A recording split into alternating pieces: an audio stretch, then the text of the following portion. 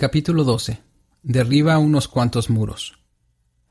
Aquí hay agua. ¿Qué impide que yo sea bautizado? Felipe dijo, si crees de todo corazón, bien puedes. Hechos 6:36-37. Los fans animaron la competición. Las animadoras cambiaron de bando. El entrenador ayudó al equipo contrario a anotar puntos. Los padres gritaron y alentaron a los competidores. ¿Qué estaba pasando? Lo que pasaba era obra de un entrenador de fútbol americano con un gran corazón y tenía lugar en Grapevine, Texas. Chris Hogan capitaneaba el exitoso programa Faith Christian High School, Instituto Fe Cristiano. Dispone de 70 jugadores, 11 entrenadores, equipamiento de calidad y padres que participan en el proyecto. Diseñan pancartas, asisten a todas las reuniones de motivación y no se perderían un partido ni para ir a su propio funeral. Llevaron su récord 7-2 a un partido con la escuela estatal de Gainesville. Los jugadores de Gainesville, por el contrario, llevaban hombreras viejas y cascos de hacía una década y llegaban a cada encuentro esposados. Sus padres no iban a verles jugar, en su lugar lo hacían 12 oficiales uniformados. Eso es porque Gainesville es un centro correccional de máxima seguridad. La escuela no tiene estadio ni equipo de animadoras ni ninguna esperanza de ganar. Gainesville iba 0-8 cuando jugaron contra Grapevine. Solo habían anotado 2 touchdowns en toda la temporada. La situación no parecía justa en lo absoluto, así que el entrenador Hogan diseñó un plan. Les pidió a los fans que fueran al otro lado del campo y solo por esta vez animasen al otro equipo. Se presentaron más de 200 voluntarios. Crearon un equipo de animación enorme. Pintaron "Ánimo Tornados" en una pancarta que la cuadrilla de Gainesville había sacado de algún lado. Se sentaron en su lado del estadio, incluso se aprendieron los nombres de los jugadores para poder gritar y animar a cada uno de ellos. Los prisioneros habían oído antes gente gritando a sus nombres, y nunca les había gustado. Gerald, un guardalínea condenado a 3 años, dijo, «La gente, por lo general, nos tiene miedo cuando vamos a los partidos. Los ves en sus ojos, nos miran como criminales. Pero estas personas nos están animando, por nuestros nombres». Después del partido, los equipos se reunieron en el medio del campo para orar. Uno de los jugadores del reformatorio pidió ser el encargado de la oración. El entrenador Hogan accedió sin saber qué esperar. «Señor», dijo el chico, «no sé cómo ha pasado esto, así que no sé cómo darte las gracias, pero nunca hubiera pensado que hubiera tanta gente en el mundo a la que le importáramos».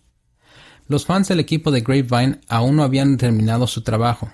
Después del partido esperaron al lado del autobús de los chicos para darle a cada jugador un regalo de despedida.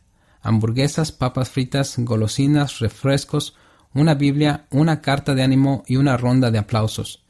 Cuando el autobús abandonaba el aparcamiento, los jugadores apretaban sus caras atónitas contra el cristal y se preguntaban qué era lo que acababa de pasarles. Esto es lo que les había pasado. Habían sido golpeados por un escuadrón de expertos demoledores de intolerancia. Su tarea, convertir los prejuicios en polvo. Sus armas, una ráfaga de «tú aún importas» y «alguien aún cuida de ti». Su misión, demoler las barricadas que mantienen a los hijos de Dios separados unos de otros. ¿Hay muros que dividen tu mundo en dos? ¿Tú estás en un lado y en el otro? En el otro está la persona a la que has aprendido a ignorar, quizás incluso a desdeñar. El adolescente que lleva tatuajes, el jefe forrado de dinero, el inmigrante con un acento difícil de entender, la persona que opina distinto a ti en cuanto a política, el mendigo que espera sentado en el exterior de tu iglesia cada semana, o los samaritanos fuera de Jerusalén. Hablamos de un muro, muy antiguo y muy alto. Juan escribió en su evangelio, judíos y samaritanos no se tratan entre sí, Juan 4:9. Las dos culturas se habían odiado una a la otra durante miles de años. La contienda incluía acusaciones de apostasía, endogamia y deslealtad al templo. Los samaritanos estaban en la lista negra. Sus camas, utensilios, incluso su saliva eran considerados impuros. Ningún judío ortodoxo viajaría a través de su región. La mayoría de los judíos caminarían con gusto el doble de la distancia de su viaje antes de pasar por Samaria. Jesús, sin embargo, jugó con otras reglas. Él pasó gran parte del día en el pozo de una mujer samaritana, bebiendo agua de su cucharón y contestando sus preguntas. Juan 4:1-26.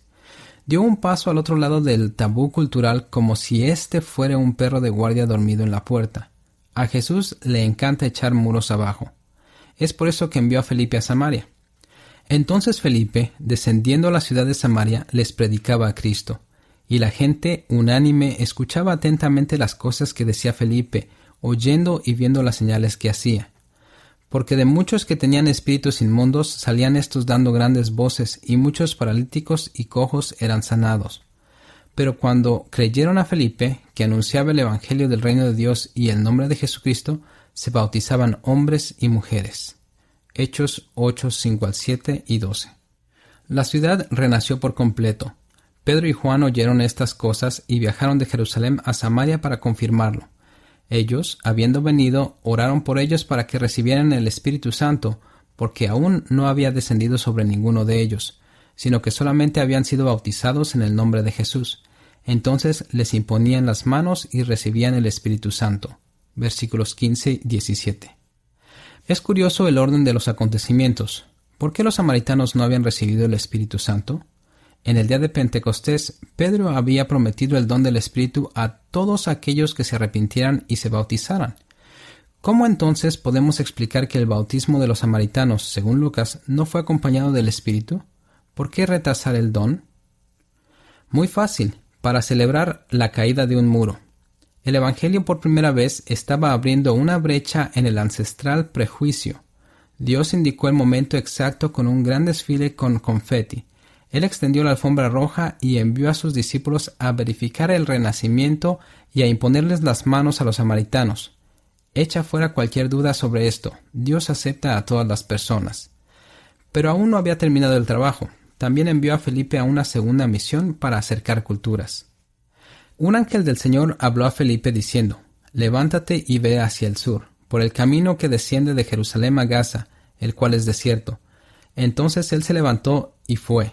Y sucedió que un etíope, eunuco, funcionario de Candace, reina de los etíopes, el cual estaba sobre todos sus tesoros y había venido a Jerusalén para adorar, volvía sentado en su carro y leyendo al profeta Isaías, y el Espíritu dijo a Felipe: «Acércate y júntate a ese carro». Versículo 26 al 29. Había muros que separaban a Felipe del eunuco. El etíope tenía la piel oscura. Felipe era de color más claro. El oficial era natural de la lejana África. Felipe había crecido cerca de allí. El viajero era lo suficientemente rico para viajar. ¿Y quién era Felipe sino un pobre refugiado desterrado de Jerusalén? Y no podemos pasar por alto el delicado asunto de los distintos niveles de testosterona. Felipe, como se nos dice más tarde, era padre de 4 hijas, Hechos 21:9. El oficial era un eunuco, no tenía mujer ni hijos ni planes de tenerlos más adelante. Las vidas de estos dos hombres no podían haber sido más distintas. Pero Felipe no titubeó. Entonces Felipe, abriendo su boca y comenzando desde esta escritura, le anunció el Evangelio de Jesús, y yendo por el camino, llegaron a cierta agua y dijo el eunuco: «Aquí hay agua, ¿qué impide que yo sea bautizado?». Hechos 8:35-36. Sin preguntas, un oficial africano negro, influyente y afeminado se gira hacia un cristiano de Jerusalén blanco, raso y viril y le pregunta: «¿Hay alguna razón que impida que yo tenga lo que tú tienes?». ¿Qué pasaría si Felipe hubiera dicho: «Mira, pues ahora que lo mencionas, sí, lo siento, no eres nuestro tipo»?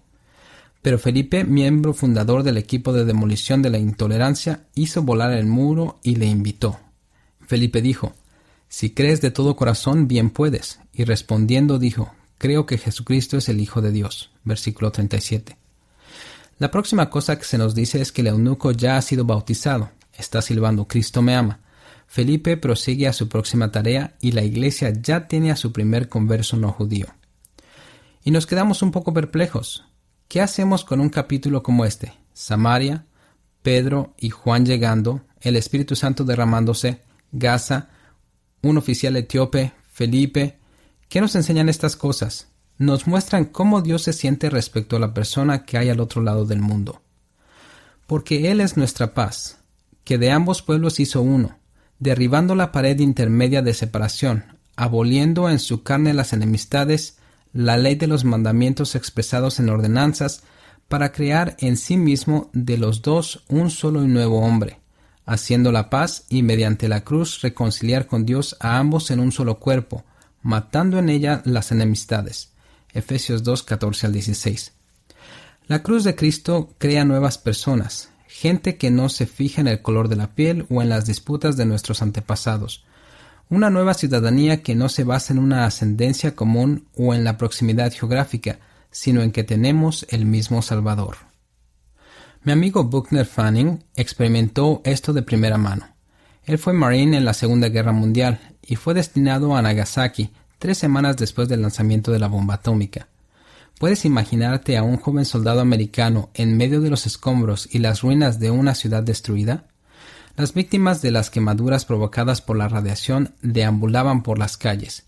La lluvia radioactiva mojaba la ciudad. Se incineraban los cuerpos en autobuses negros. Los supervivientes se arrastraban por las calles buscando a sus familias, algo de comida y de esperanza.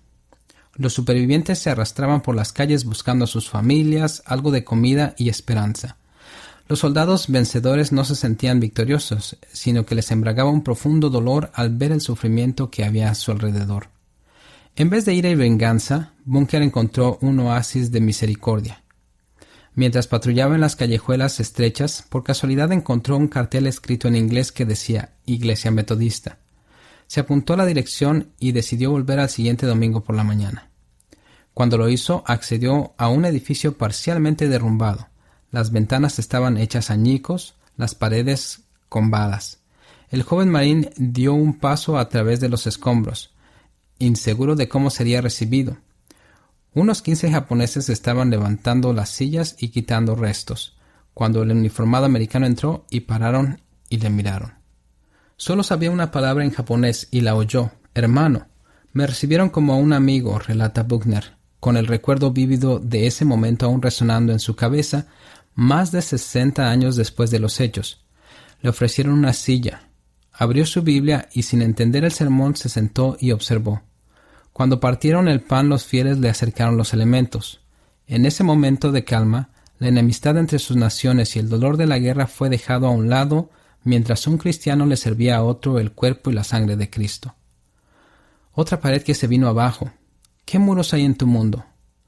Brian Overcast está tirando abajo paredes en Morelia, México, como director del centro NOE, New Opportunities in Education, Nuevas Oportunidades en Educación. Brian y su equipo tratan el problema de la inmigración ilegal desde un ángulo único. Los miembros del personal recientemente me comentaron: los mexicanos no quieren cruzar la frontera. Si pudieran quedarse en casa lo harían, pero no pueden, porque aquí no encuentran trabajo. Así que les enseñamos inglés. Si saben el idioma pueden ser admitidos en las universidades baratas de México y encontrar trabajo en casa. ¿Hay personas que ven inmigrantes ilegales? Nosotros vemos oportunidades. Otra pared al suelo. No podemos ir más allá de nuestras vidas si no podemos ir más allá de nuestros prejuicios. ¿Quiénes son tus samaritanos? ¿Los eunucos etíopes? ¿De quién te han enseñado a desconfiar? ¿A quién evitas? Es hora de quitar unos cuantos ladrillos. Dale la bienvenida al día en que Dios te lleve a tu Samaria particular, quizás no tan lejana en kilómetros como la real, pero igual de distinta en estilos, gustos, lenguas y tradiciones. Y si te encuentras a un eunuco etíope, tan distinto pero tan sincero, no le rechaces. No dejes que la clase, la raza, el género, la política, la geografía o la cultura entorpezcan el trabajo de Dios. El problema se acaba cuando cruzas el campo y animas a los del otro equipo. Entonces todo el mundo gana. Por tanto, aceptaos los unos a los otros como también Cristo nos aceptó para la gloria de Dios. Romanos 15:7.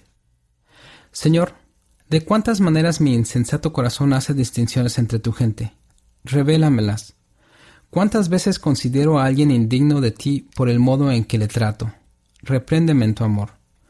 ¿Dónde puedo echar abajo un muro o quitar una barrera que mantiene a tus hijos apartados los unos de los otros? Dame un poco de dinamita y la habilidad y el coraje para usarla para tu gloria. ¿Qué puedo hacer en mi esfera de influencia para traer el amor de Cristo a alguien que tal vez se siente excluido o separado de ti? Dame una visión divina y bendíceme con la decisión de ser tus manos y pies, que pueda ser un puente y no una pared. En el nombre de Jesús. Amén.